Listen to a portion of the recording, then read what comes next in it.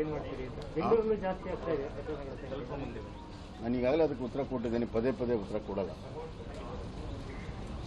Experts ಏನು ಹೇಳ್ತಾರೆ ಆ ರೀತಿ ನಾವು ಕೇಳ್ತೀವಿ. ಒಂದು ಕಡೆ ಶಾಲೆ ಶುರು ಮಾಡುವ ಸವಾಲು ಕೂಡ ಇದೆ, ಜೊತೆಗೆ ಮಕ್ಕಳಿಗೆ ಕೊರೋನಾವು ಜಾಸ್ತಿ ಆಗ್ತಾ ಇದೆ. ಹೇಗೆ ಇದನ್ನು ಸಮರ್ಥಿಸಿಕೊಂಡು ಹೋಗ್ತೀರಿ? ಅದನ್ನು ಹೋದ ತಕ್ಷಣವೇ ಎಕ್ಸ್ಪರ್ಟ್ಸು ಈಗಾಗಲೇ ಅವರ ವರದಿ ಆಧಾರದ ಮೇಲೆ ನಿರ್ಣಯ ತೆಗೆದುಕೊಂಡಿದ್ದೇವೆ. ಈಗ ಎಕ್ಸ್ಪರ್ಟ್ಸನ್ನು ಮತ್ತೆ ಒಂದು ಅರ್ಜೆಂಟ್ ಮೀಟಿಂಗನ್ನು ಕರಿತಾ ಇದ್ದೇನೆ. ಅವರ ಅಭಿಪ್ರಾಯಗಳನ್ನು ತಗೊಂಡು ಮುಂದಿನ ಕ್ರಮ ಅಂತ. ಇವತ್ತು ವರ್ಲ್ಡ್ ಆರ್ಗನ್ ಡೊನೇಷನ್ ಡೇ.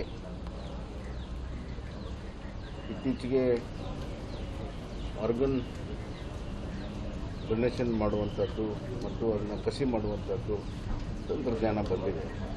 ಇದರಿಂದ ಭಾಳಷ್ಟು ಜೀವಗಳನ್ನು ಉಳಿಸ್ಬೋದು.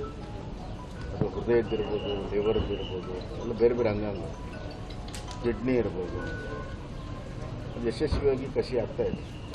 ಇಂಥ ಸಂದರ್ಭದಲ್ಲಿ ಹೆಚ್ಚಿನ ಜನ ಆರ್ಗನ್ ಡೊನೇಷನ್ಗೆ ಮುಂದೆ ಬಂದರೆ ಸಾವಿರಾರು ಜೀವಗಳನ್ನು ಉಳಿಸೋಕ್ಕೆ ಸಾಧ್ಯ ಇದೆ.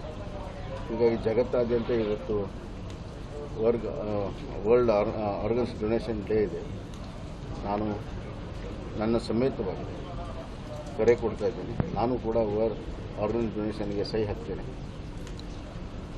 ಎಲ್ಲರಿಗೂ ಕರೆ ಕೊಡ್ತೀನಿ. ಈ ಒಂದು ಡೊನೇಷನ್ ಮಾಡೋ ಮುಖಾಂತರ ಜೀವ ಉಳಿಸ್ಬೋದು. ಮಣ್ಣಲ್ಲಿ ಮಣ್ಣಾಗಿ ಹೋಗುವಂಥದ್ದು, ಅಗ್ನಿಯಲ್ಲಿ ಹೋಗುವಂಥದ್ದನ್ನು ಇನ್ನೊಂದು ಜೀವ ಉಳಿಸೋದಕ್ಕೆ ಸಾಧ್ಯ ಇದ್ದರೆ ಅದನ್ನು ಯಾಕೆ ಮಾಡಬಾರ್ದು? ಎಲ್ಲರೂ ಸೇರಿ ವರ್ಲ್ಡ್ ಆರ್ಗನ್ಸ್ ಡೊನೇಷನ್ ಡೇನ ನಾವು ಸಂಕಲ್ಪ ಮಾಡೋಣ.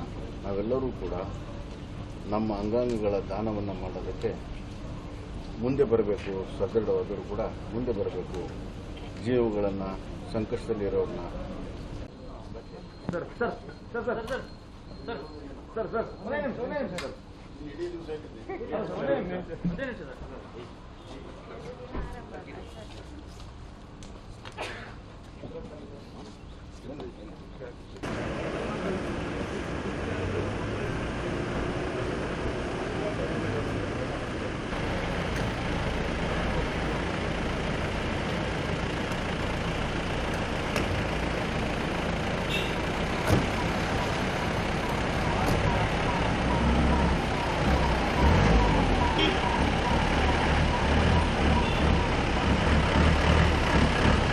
Yeah.